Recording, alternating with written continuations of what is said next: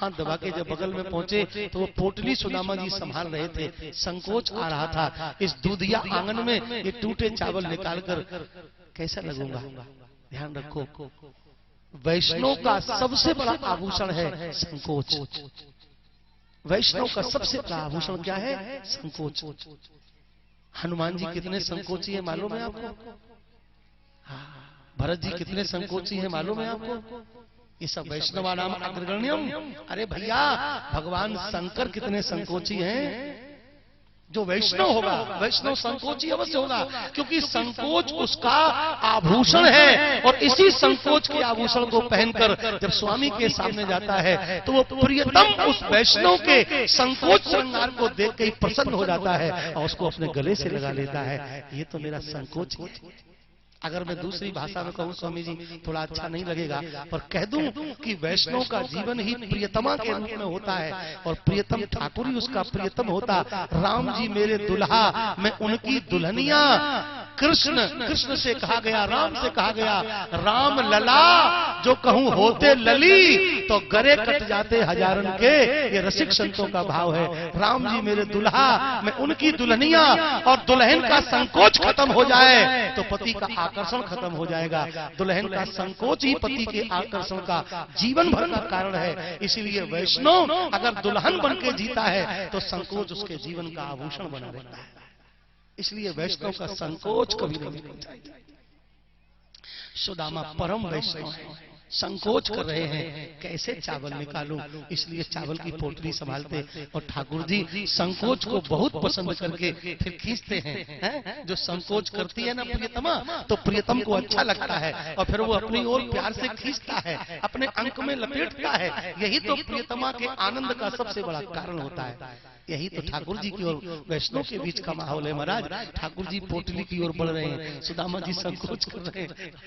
और जैसे पोटली,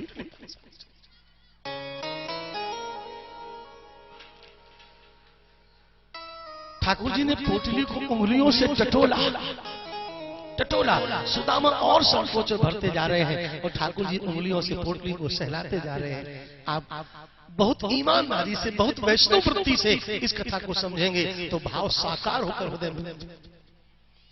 हृदय विराजमान हो जाएगा। ठाकुर जी की उंगलियां चल रही हैं और सुदामा का संकोच नाचने लगा। सुदामा का संकोच नाचने लगा और ठाकुर जी उंगली पोटली में फंस गई। और जैसे उस उंगली से पोटली खींची, वो कमजोर कपड़ा था, फट गया।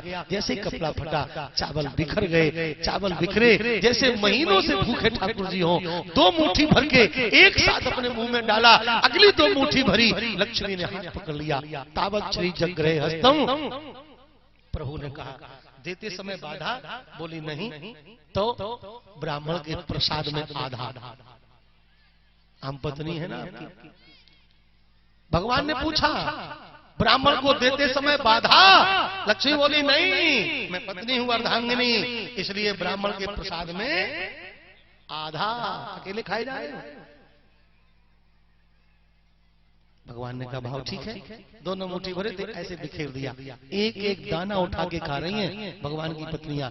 प्रसाद में इतनी श्रद्धा होनी चाहिए, इतनी श्रद्धा। स्वामी वल्लभाचार्य जी महाराज को एकादशी में प्रसाद दे दिया और मगध का लड्डू था वो, और एकादशी व्रत मगध का लड्डू ऐसे ले लिया। जब ले लिया तब याद आया, अरे आज तो एकादशी है और ये मगध का लड्डू। मालूम है आपको, ऐसे ही हाथ किए किए पूरी रात बैठे रहे। सवेरे ऐसे ही हाथ किए किए स्नान बना लिया। स्नान बना के ठाकुर जी की सेवा कर ली और ठाकुर जी की सेवा करने के बाद उसी भोग को ठाकुर जी को समर्पित किया और तब वो प्रसाद पाया। पूरे समय प्रसाद को हथेली पर लिए रहे। ये प्रसाद के प्रति निष्ठा होनी चाहिए। भगवान के प्रसाद में ये निष्ठा जब होगी तब ठाकुर जी कृपा करेंगे। प्रसाद में निष्ठा, प्रसाद में जितनी श्रद्धा होगी, प्रसाद का मतलब प्रसन्नता है भैया। विश्वकर्मा को आदेश देकर सुदामा नगर द्वारिका जैसा एक रात्रि रुके। एक रात्रि के बाद ही चल पड़े, क्योंकि अग्निहोत्री ब्राह्मण है और अग्निहोत्री ब्राह्मण अपने घर से बाहर 3 दिन से ज्यादा नहीं रह सकता। अग्नि को 3 दिन त्यागने का नियम नहीं है उसमें। दूसरे दिन चल पड़े। भगवान अपनी स्त्रियों के साथ, पत्नियों के साथ भगवान भक्त को विदा करने के लिए आते हैं। आहा, चलते समय जब विदा होने लगी मानो भगवान भक्त से और भक्त भगवान से पूछ रहा है कि कब मिले हो दीनानाथ हमारे, कब मिले हो मेरे प्राण प्यारे। और ये बात अगर हम भी पूछ लें के महाबालों से, कब मिले हो वो प्रेमी हमारे तो कोई अतिशयोक्ति नहीं होगी, विनोद भी होगा और सही भी होगा। प्यारे, आपके दर्शन की इच्छा बनी रहेगी, जब हो ठाकुर जी कृपा से तब हो, उसकी कोई जरूरी नहीं कि जल्दी हो, कब हो, कैसा हो, पर आपके दर्शन होते रहें, ये इच्छा लेके जाऊंगा। वैसे हर जगह में ये कहता नहीं हूं, लेकिन यहाँ कह दूंगा कि महाराज जी की जन्मभूमि है, स्वर्गादपि गरीयसी कहा है महाराज। 16 तीर्थ हैं शास्त्रों में, 16 तीर्थ, उन 16 तीर्थों में जन्मभूमि भी तीर्थ है। जन्मभूमि जब जब राम अवध सुधि करही, तब तब बारी बिलोचन भरही। जन्मभूमि को याद करके राम जी की आंखें भर जाती हैं। लौट के सुदामा जी आए, भगवान के द्वारा स्वागत की बात विचार करते हुए सुदामापुरी पहुंच गए। मंदिर देख डिराने, ऊंचे महल देखकर संकोच हुआ। पत्नी सामने आ गई, पूछा तो उसने कह दिया, देवी सुशीला ने, भगवान की कृपा है।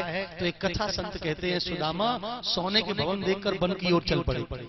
सोने के भवन में हम नहीं रहेंगे, तब ठाकुर जी वहां भी प्रकट हुए। ऐसी कथा और भी बहुत कथाएं हैं, क्या क्या बताएं आपको, ये लेकर के जा रहा हूं। कुछ संतों का तो ऐसा बढ़िया भाव है, जब सुदामा जी राजा हो गए, बढ़िया हो गए, तो सुदामा ने सुशीला से पूछा कि वो महात्मा कौन था जिसने आपको ये सब बातें बताई थी। तो बोले, अगर सामने आ जाए तो हम पहचान सकती हैं, जल्दी बता रहा हूं, भाव की बात है ये। तो सुदामा जी ने अन्न क्षेत्र शुरू करवा दिया और सब साधु ब्राह्मणों का भोजन, और रोज आना पत्नी के साथ दक्षिणा बांटते निकलते थे। और पत्नी से पूछते थे, अगर वो दिखाई पड़े साधु जो उस दिन तुम्हारे यहाँ भीख मांगने आया था तो पहचान के बताना। करते करते बहुत समय बीता। एक दिन ठाकुर जी द्वारिकाधीश उसी बेस में उस अन्न क्षेत्र में खाने वाले भिखारियों की पंक्ति में जाकर बैठ गए। सुदामा पत्नी के साथ में आए, भगवान नीचे सिर किए बैठे हैं। पत्नी ने कहा, मुंह ऊपर करो, तिलक करना है। ठाकुर जी मुंह ऊपर नहीं कर रहे, मुंह ऊपर करो, तिलक करना है, तब तक चढ़ा दूंगी। और जैसे ही ठाकुर जी मुंह ऊपर किए, सुशीला के हाथ से तिलक की सामग्री छूट गई और तुरंत सुदामा से बोली, महाराज ये वही संत हैं जो उस दिन हमें आए थे भीख मांगने के लिए, गरीबी मांग रहे थे। इतना सुनते ही सुदामा जी ने चरण पकड़ लिए और कहा, देवी ये संत नहीं, ये तो द्वारिका के भगवंत हैं जो तुम्हारे द्वारे भिखारी बन के आ गए। जाने कितने भाव है संतों के जीवन में। यहां भी भगवान प्रकट होकर बोले, बोलो तुम्हें क्या चाहिए। ये महल तो भाभी को दिया है चावलों के बदले, तुम भी मांग लो। सुदामा जी मांग रहे। हमारे जन्मभूमि के पास में गौरियापुर नाम का एक स्थान सुना होगा, संस्कृत विद्यालय बहुत पुराना है। बिठूर में राम धाम की स्थापना उन्हीं महात्मा जी की हुई है। उनका नाम हम नहीं लेते हैं, हमारी जन्मभूमि के पास के ही थे वो। उनकी ये प्रार्थना है, कथा में हर दिन कथा के बाद ये प्रार्थना वो गाते थे। आज हम भी गा लें। सुदामा जी भगवान से मांग रहे हैं, क्या मांग रहे हैं। प्रार्थना नाथ से मेरी यही, कहीं माया में भूल ना जाऊं तुम्हें। निज भाग्य से चाहे ना जहां मैं रहूं, तो सुख में दुख में नित्य ध्याऊं तुम्हें। अवलंब न होवे और मेरा अपना सर्वस्व बनाऊं तुम्हें। इस दास में भाव की दृष्टि खुले, जहां देखूं वहां नाथ पाऊं तुम्हें। तो वर देकर या विप्र को प्रभु भय अंतर्धान, मेरे भक्तों सब मिलकर कहो जय जय राधे श्याम। सुदामा पर कृपा हुई। समंत पंचक तीर्थ में ब्रजवासियों को उपदेश करके भगवान ने उद्धार किया। उसी मेला में द्रौपदी का भगवान की पत्नियों से परिचय हुआ। नारद जी ने वसुदेव जी को उपदेश सुनाया। वसुदेव जी भगवान को प्रणाम करने चले तो भगवान ने वसुदेव जी को समझाया। द्रौपदी देवकी जी के 6 पुत्रों को जो कंस ने मारा था, उनको लाकर भगवान ने माता जी को दर्शन कराया। श्री भृगु जी ने तीनों देवताओं की परीक्षा लेकर महान विष्णु भगवान को महान बताया। सुभद्रा जी का ब्याह अर्जुन की शिकायत ठाकुर जी ने कराया। अर्जुन के अभिमान को मिटाने के लिए भगवान ने अर्जुन को भूमा भगवान का दर्शन कराया। 11वें स्कंद के पहले अध्याय में ठाकुर जी के परिवार को ब्राह्मणों का शाप लगा। दूसरे अध्याय से 6 अध्याय तक 9 योगियों का संवाद श्री निमि जी के साथ में हुआ। बीच बीच में कहता गया हूँ कथाएं। इसके बाद फिर 24 गुरुओं की कथा भगवान ने उद्धव जी को माध्यम बनाकर, सब देवता आकर भगवान से गोलोक जाने की प्रार्थना करते, भगवान हाँ कर देते हैं, उद्धव जी चरणों में आ जाते हैं। त्वद्वियोगेन ते भक्ता कथम थास्यन्ति भूतले, आपके जाने के बाद आपके भक्त पृथ्वी पर कैसे रहेंगे। इसमें भगवान ने 24 गुरुओं की कथा सुनाई और भी उपदेश किया श्री उद्धव जी को, और अपना तेज निकाल के भागवत में स्थापित किया और कहा, उद्धव भागवत मेरा स्वरूप है, इसकी परिक्रमा पूजा करना, पाठ करना, द्वादशाक्षर का जप करना, मेरी उपस्थिति का अनुभव होता रहेगा। और अब तुम बद्रीनाथ जाओ। श्री उद्धव जी बद्रीनाथ चले गए। ठाकुर जी द्वारिका से बाहर आए। महापयान की चर्चा है और वो कथा हमने कभी नहीं कही। जब से कथा कह रहा हूँ, भगवान के महापयान कथा हम कभी नहीं कहते, और ये हमसे किसी ने कहा नहीं है। हमारे निजी मन की बात है कि हम ठाकुर जी को भेजने के पक्ष में नहीं रहते। तो उस प्रसंग को हम प्रणाम करते। 12वें स्कंद के पहले अध्याय में कलयुगी राजाओं का वर्णन है। दूसरे अध्याय में कलयुग के पापों का वर्णन है। तीसरे अध्याय में कलयुग के पापों से बचने का उपाय। चौथे अध्याय में 4 प्रकार की प्रलय। 5वें अध्याय में सुखदेव जी का उपदेश करके जाना। बोलिए सुखदेव जी महाराज की। परीक्षित जी बोले सिद्धो स्वनुग्रहितो भवता करुणात्मना। सुखदेव चले गए। श्री सूत जी कहते हैं तक्षक नाग डसने को चला, बीच में कश्यप मिले। कश्यप तक्षक का परीक्षण हुआ, कश्यप जी सफल हुए। तक्षक ने मणि देकर उनको वापस कर दिया और फिर सर्पों को बुलाकर ब्राह्मण बनाया। फलों की टोकरी में एक फल में कीड़ा बन के बैठ गया। वो फल महाराज के हाथ पहुंचा। महाराज ने फल को जैसे 2 भाग किया, कीड़ा प्रकट हुआ, भयंकर तक्षक बन के लिपट गया। परीक्षित का उद्धार हुआ। बोलिए भक्तवत्सल भगवान की जय। परीक्षित के बेटा जन्मेजय ने सर्प यज्ञ किया। अंतिम आहुति में तक्षक आ रहा था। आस्तिक ने आकर आहुति को मांग लिया और यज्ञ की संपन्नता हुई। यहीं पर श्री महाराज ठाकुर जी की कृपा से भागवत में भगवान के अंगों पांगों की चर्चा है और 18 पुराणों की श्लोक संख्या बताई। एक अध्याय में संपूर्ण भागवत की सूची का वर्णन किया गया। काशी के ब्राह्मण मुरकुंड ने तपस्या करके शंकर जी से पुत्र पाया। नाम मार्कंडेय हुआ। उस मार्कंडेय पुत्र को ऐसा स्वभाव बना दिया कि जो आवे सो प्रणाम करो। 5 साल की अवस्था थी। 3 दिन बाकी रह गए। प्रयागराज में स्नान कराने लाए। सप्तऋषियों को प्रणाम कराया। सप्तऋषियों ने कह दिया चिरंजीव हो। सप्तऋषियों को बेटा मिला। ब्रह्मा के पास ले गए। ब्रह्मा को प्रणाम किया, बोले चिरंजीव हो। ब्रह्मा शंकर जी के पास ले गए। शंकर जी ने अभिषेक करवाया। मार्कंडेश्वर भगवान काशी से 60 किलोमीटर दूर गंगा जी किनारे पर वो स्थान वही है। वहां बैठकर ओम नमः शिवाय जप कर रहे। अर्धरात्रि में यमराज स्वयं आया, मार्कंडे को पकड़ के मंदिर से खींचने लगा। हरिओम नमः शिवाय बोले, शंकर जी प्रकट हो गए। बोलिए शंकर भगवान की। यमराज को बहुत फटकार लगाई और बोले 5 साल की आयु इसकी तब पूरी होगी जब मेरी आयु के 5 साल पूरे हो जाएंगे। यमराज ने पूछा तो बता दो। भगवान शंकर ने बताया, युग सहस्र जब बीतत होई तब ब्रह्मा को एक दिन होई। एक ब्रह्मा की आयु में बीतत कल्प अनेक और 10 ब्रह्मा बीते जब तो शंकर को दिन एक। अब मेरे दिन के मास कर और मासन के पुनि बरस ऐसे 5 बरिस ये बालक सुखी सहर्ष। यमराज ने कहा तो सीधे कह दो कभी नहीं मरेगा। शंकर जी बोले जाओ कभी नहीं मरेगा। उन्हीं मार्कंडेय जी को भगवान ने प्रलय का दर्शन कराया और प्रयागराज के बट वृक्ष पर ठाकुर जी लेते हैं। करार बिंदेन पदार बिंदम मुखार बिंदे विनवेशयन्तम बटस्य पत्रस्य पुटे शयानम बालम मुकुंदम शिरसा नमामि। बोलिए बाल कृष्ण लाल की, भागवत भगवान की।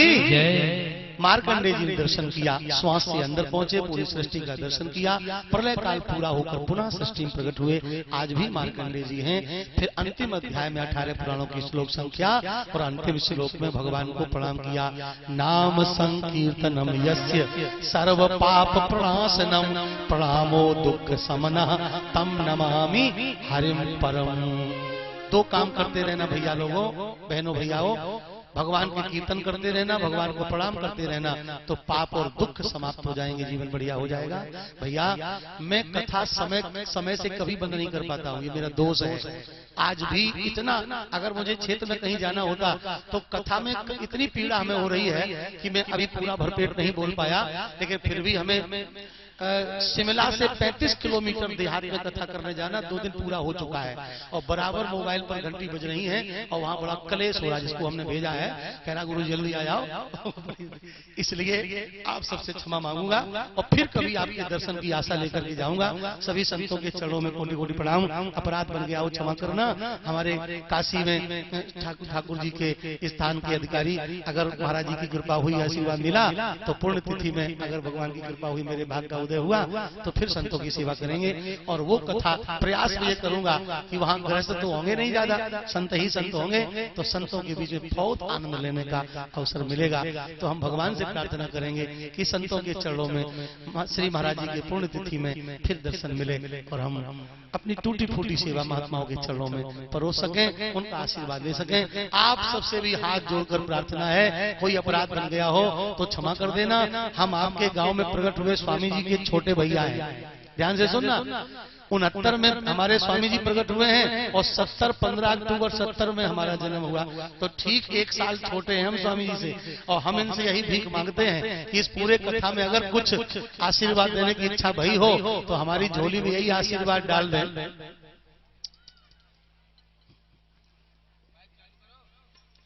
यही आशीर्वाद डाल दें कि अपना छोटा भाई मानकर चरणों में स्वीकार कर ले।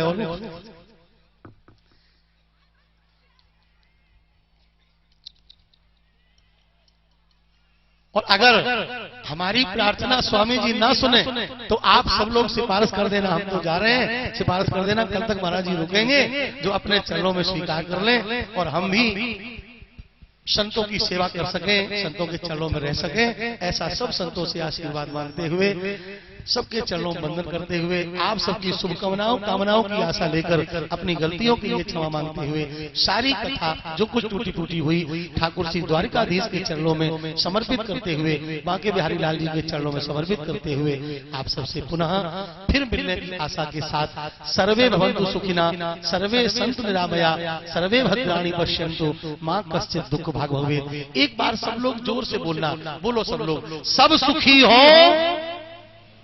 अभी सब लोग नहीं बोले भैया, सब कोई कष्ट ना हो। जोर से बोलो मेरी मैयाओं, जोर से बोलो, सब सुखी हो, सब निर्दोष हो, किसी को कोई कष्ट ना हो। सब सुखी हो, सब निर्दोष हो, किसी को कोई कष्ट ना हो। बोलिए भागवत भगवान की, संत समाज की, यज्ञ भगवान की, श्री स्वामी जी महाराज की, स्वामी जी के माता पिता की, स्वामी जी के नगर वासियन की, क्षेत्र वासियन की, सब संतन भक्तन की, माता पिता की, गुरु महाराज की, सप्ताह श्री राधे पूज्य श्री दिव्यंबर मुनि जी महाराज जी, जो संगल अखाड़े के अध्यक्ष हैं, जिनके संपर्क में शायद 20 अखाड़े होंगे और भी ज्यादा होंगे, यह हमें पूरा ज्ञात नहीं है। ऐसे पूज्य महाराज श्री ने इस वृक्ष की बीज का रोपण किया और वह बीज आज बरगद की तरह अपने स्वरूप को प्राप्त करके हम सबको आनंद की छांव में, सुख की छांव में और पोषित कर रहा है। हम ऐसे पूज्य महाराज श्री के चरणों में कोटि कोटि बार प्रणाम करते हैं। हमारे काशी से पूज्य संत महाराज श्री, जिनकी कृपा, जिन्हें हम हृदय से गुरु मानते हैं। ये जरूरी नहीं कि मंत्र ही मिले तो ही गुरु माना जाए। जीवन के जीने की कला जहां से प्राप्त हो वह गुरु है। हमें हर क्षण किसी न किसी प्रकार से इन महापुरुषों से कोई न कोई मंत्र मिल रहा है, जीने का ढंग प्राप्त हो रहा है। तो इन महापुरुषों के चरणों में हम बार बार प्रणाम करते हैं। हमारे वृंदावन से गौशाला नगर श्री बामन जी महाराज जी के आश्रम से महंत गोविंद राज जी महाराज जी भी अभी अभी पधारे हैं। उनके चरणों में कोटि बार प्रणाम करते हैं। और हम अपने पूज्य श्री दिगंबर मुनि जी महाराज जी से निवेदन करेंगे कि दो शब्द हम सबके लिए आशीर्वचन के रूप में जरूर प्रदान करें। पूज्य महाराज साहब,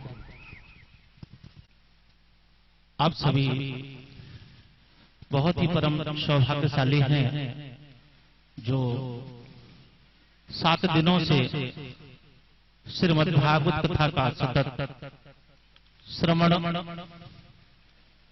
मनन और चिंतन सत्संग के रूप में आप सभी प्राप्त कर रहे हैं। आप सभी का जितना भी कहें उतना कम होगा, लेकिन बहुत बड़ा सौभाग्य है कि आपके नगर में ऐसे महापुरुष का जन्म हुआ जिन्होंने बाल्यकाल जीवन से ही संतों की पद्धति में आकर के और वैष्णव जीवन को व्यतीत करते हुए संत परंपरा को आगे बढ़ा रहे हैं। पूरे देश में महाराज श्री की अनेकों प्रांतों में कई जगह पर कथाएं चलती रहती हैं। महाराज जी से हमेशा बातचीत हमारी होती रहती है। पूज्य महाराज श्री का जो ये संकल्प बना, देखिए मातृ पितृ जो ऋण होता है उसे भी उद्धार होना पड़ता है। ये हर बालक का परम कर्तव्य बनता है। शायद उसी को विचार करके पूज्य महाराज श्री अभेश्वर प्रपन्नाचार्य जी महाराज जी ने ये विचार किया होगा कि आज मुझे भी मातृ पितृ ऋण से उद्धार होना है। ये बहुत ही सुंदर अनुष्ठान पूज्य महाराज श्री ने चारों धाम की पूजा के रूप में श्रीमद् भागवत कथा का ये बहुत ही जो संकल्पित आप सभी को श्रीमद् भागवत कथा श्रवण का लाभ दिलाया। पूज्य महाराज श्री से हम निवेदन करेंगे कि इस गांव पर ऐसी ही कृपा हमेशा बनाए रखें। भागवत पीठ पर हमारे पूज्यपाद महाराज श्री मिथिलेश दास जी महाराज, जिनकी बहुत ही मधुर ओजपूर्ण वाणी सुनने को हमें भी तो अवसर मिला, ऐसे पूज्य व्यास जी के श्री चरणों में बारंबार प्रणाम करते हैं। साथ ही सभी मुद मंगल में संत समाज को साष्टांग दंडवत प्रणाम करते हुए, हमारे पास वो शब्द नहीं है जिन शब्दों में हम श्री अभेश्वर प्रपन्नाचार्य जी महाराज की बड़ाई कर सकें। उन्होंने एक ऐसा कार्य करके दिखाया है जो हर एक बालक का परम कर्तव्य बनता है। ज्यादा कुछ न कहते हुए यहीं पर अपनी वाणी को विराम देते हैं। बोलो हनुमान जी महाराज की। जो कहते हैं कि विदाई शब्द ही इतना हृदय को विदीर्ण करने वाला है, जिसका नाम सुनते ही हृदय द्रवित हो जाता है। हम विदाई तो महाराज श्री का नहीं कर सकते हैं, क्योंकि सामर्थ्य ही नहीं है कि हम महाराज जी की विदाई कर सकें। पर भौतिक रूप से तो थोड़ा दूरियां भी होना चाहिए ना, तभी प्रेम और प्रगाढ़ होता है। अंतर हृदय से तो हम एक हैं, शरीर से भले ही दो हैं। और ऐसा ही जीवन पर्यंत प्रेम स्नेह कृपा बनाए के रखें। पूज्य महाराज श्री के चरणों में बार बार प्रणाम। हमारे महाराज जी की, क्योंकि शीघ्र निकलना है महाराज श्री को, तो हम महाराज श्री की विदाई हम इसी मंच पर ही सांदर्भ सवे देवा शांति ब्रह्म सर्वज्ञं शांति शांति। भागवत भगवान की है आरती, पापियों को पाप से है तारती। अमर ग्रंथ ये मुक्ति पंथी पंचम वेद निराला, सब ज्योति जगाने वाला। ये अमर ग्रंथ ये मुक्ति पंथी ये पंचम वेद निराला, सब ज्योति जगाने वाला। श्री राम यही घनश्याम यही, श्री राम यही घनश्याम यही, श्री राम यही हरि गान यही, श्री राम यही घनश्याम यही। जग के मंगल की आरती, पापियों को पाप से है तारती। श्री भागवत भगवान की है आरती, पापियों को पाप से है तारती। भागवत भगवान की है आरती, पापियों को पाप से है तारती। शांति गीत पावन पुनीत, पापों को मिटाने वाला, हरि दर्श कराने वाला। शांति गीत पावन पुनीत, पापों को मिटाने वाला, हर दर्द कराने वाला।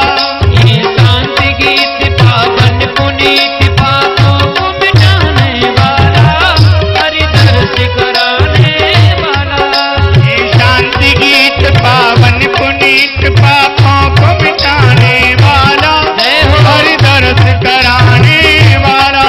ये सुख करनी ये दुख हरनी, ये सुख करनी ये दुख हरनी, ये सुख करनी ये दुख हरनी, ये सुख करनी ये दुख हरनी। श्री मधुसूदन की आरती, पापियों को पाप से है तारती।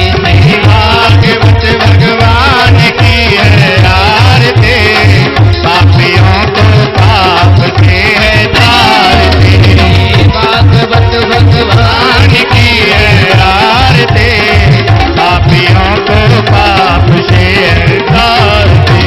मधुर बोल जगबंदी खोल, सतमार्ग दिखाने वाला, बिगड़ी को बनाने वाला।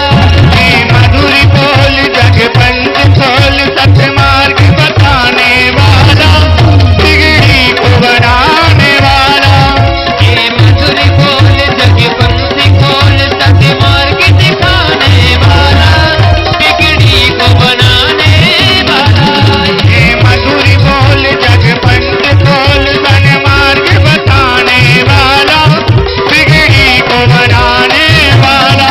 श्री राम यही घनश्याम यही, श्री राम यही घनश्याम यही, श्री राम यही घनश्याम यही, श्री राम यही घनश्याम यही। प्रभु की महिमा की आरती, पापियों को पाप से है तारती।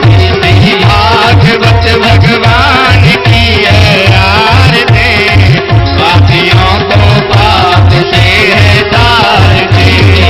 भागवत भगवान की है आरती, पापियों को पाप से है तारती। कर्पूर गौरम करुणावतारम, संसारसारम भुजगेन्द्रहारम, सदा वसन्तं हृदयारविन्दे, भवं भवानी सहितं नमामि। त्वमेव माता तथा त्वमेव, त्वमेव बन्धो च सखा त्वमेव, त्वमेव वेद्या द्रविणं त्वमेव, त्वमेव सर्वं मम देवदेव, त्वमेव सर्वं मम देवदेव, त्वमेव सर्वं मम देवदेव। जलेन शीतलीकरणं पुष्पै देवादिवन्दनम्, आरोग्यार्थे आत्माभिवन्दनम्। हस्ते गन्धाक्षतपुष्पाणिं गृहीत्वा मन्त्रपुष्पाञ्जलिम् ॐ जदनेन जन्नमाय जन्द देवादानि धर्माणि प्रथमान्य सन्नातेहनाकं महिमानः सजन्तपूर्वे साध्याः सन्ति देवाः।